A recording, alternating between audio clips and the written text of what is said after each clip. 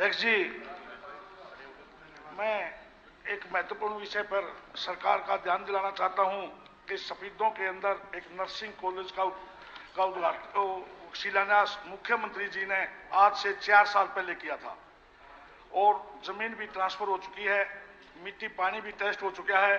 उसके साथ 6 और नर्सिंग कॉलेज की घोषणा हुई थी, वो भी लगभग सभी के सभी बन चुके हैं। और जिस शिलान्यास पर 100 ईंटों की दीवार बनाकर शिलान्यास किया गया था, वो 100 ईंट भी वहां पर नहीं है और सफीदों के अंदर अब तक उस घोषणा के ऊपर कोई भी अमल नहीं हुआ। आज पूरे 4 साल उस घोषणा को हो चुके हैं। फरवरी 2019 में उसकी घोषणा हुई थी। मैं आपके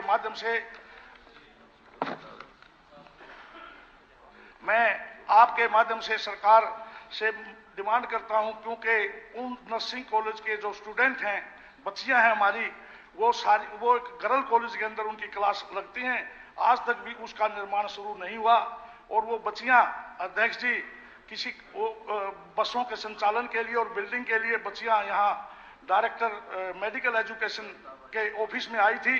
किसी ने अनऑथराइज रूप से उनको ये शंका व्यक्त करी कि आपके इस नर्सिंग कॉलेज को सफीदों से उठाकर और कहीं भी ले जाया जा सकता है।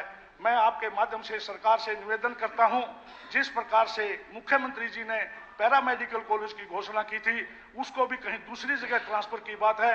वहां तो जमीन भी ट्रांसफर हो चुकी है, क्लासें भी लगती हैं। आज 650 के लगभग बच्चियां वहां पर गवर्नमेंट गर्ल कॉलेज में उनकी क्लासें लगती हैं। तो आपके माध्यम से सरकार से निवेदन करता हूं कि उस नर्सिंग कॉलेज की बिल्डिंग का निर्माण जल्दी से जल्दी करवाया जाए, ताकि वो बच्चियां अपनी शिक्षा को सुचारू रूप से वो कर सकें।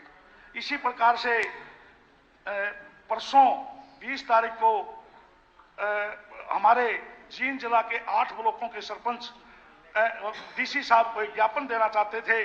सिर्फ उनका ज्ञापन देने का इरादा था और वो ज्ञापन देने के लिए जब डीसी ऑफिस में गए तो उनके सामने नायब तहसीलदार या तहसीलदार को भेज दिया गया और कहा कि डीसी साहब तो व्यस्त हैं। और वो इस बात पर उन्होंने जोर दिया कि हम जो ज्ञापन है वो डीसी साहब को देंगे, लेकिन उसकी एवज में उनके ऊपर लाठीचार्ज किया गया।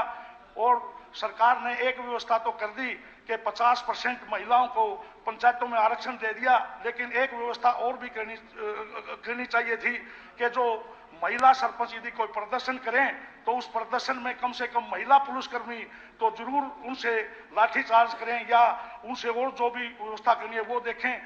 बुजुर्गों को और महिला जो सरपंच थी उनको भी पुलिस कर्मचारियों द्वारा लाठियों से पीटा गया, जो कि निंदनीय है, अलोकतांत्रिक है और इसको किसी भी तरीके से सहन करने वाली बात नहीं है। और वही डीसी साहब ने उनकी पिटाई करने के बाद कल वो ज्ञापन फिर कल भी तो लिया, उस ज्ञापन को परसों भी तो लिया जा सकता था, क्योंकि वो सिर्फ और सिर्फ ज्ञापन देना चाहते थे।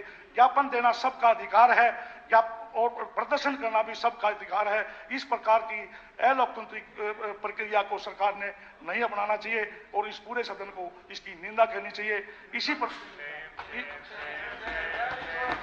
प्रकार से हमारी सफीदों की नगर पालिका में अपना खुद का बजट, खुद की इनकम बहुत कम है, उसको विशेष अनुदान देकर सफीदों की नगर पालिका को विशेष अनुदान दिया जाए ताकि वहां के विकास कार्य हो सके। इसी प्रकार से मैं गर्ल कॉलेज पिल्लूखेड़ा की बात करता हूं। उसकी जमीन भी ट्रांसफर हो चुकी है और पिछले 4 साल से उसकी क्लासें एक गवर्नमेंट स्कूल है पिल्लूखेड़ा में, उसमें लगती हैं और कम से कम उस बिल्डिंग को भी जल्दी से जल्दी गर्ल कॉलेज की बिल्डिंग को बनाया जाए। इसी प्रकार से मैं आपका ध्यान, अध्यक्षा जी, मैं आपका ध्यान, सरकार का ध्यान इस बात और दिलाना चाहता हूं कि हमारे एरिया के अंदर जींद जिला और पानीपत जिला के अंदर जो एनसीआर में आता है उसके अंदर पोल्ट्री का बहुत बड़ा व्यवसाय है और उस पोल्ट्री के व्यवसाय के अंदर ऐसी व्यवस्था है कि 24 घंटे बिजली की निरंतर जरूरत रहती है और जो पोल्यूशन बोर्ड इंडिया है उसने उसको वो किया हुआ है कि जनरेटर सेट को प्रतिबंधित किया हुआ है। एसेंशियल चीजों की श्रेणी में पोल्ट्री को लाके और उनके जनरेटर सेट की इजाजत दी जाए ताकि वो अपना काम सुचारू रूप से कर सकें। और वहां पर इस प्रकार से भी एक काम जो बड़ा जोर शोर से चला हुआ है,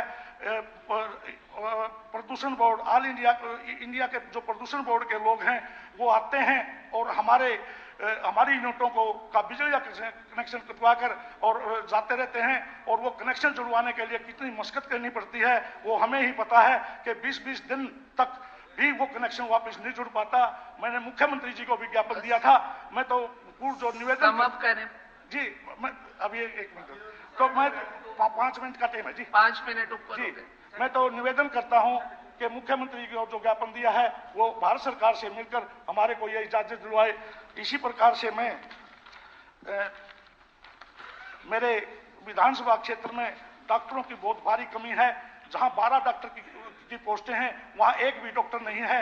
इसी प्रकार से मेरी डाठर गांव की CHC की बिल्डिंग जर्जर हो चुकी है।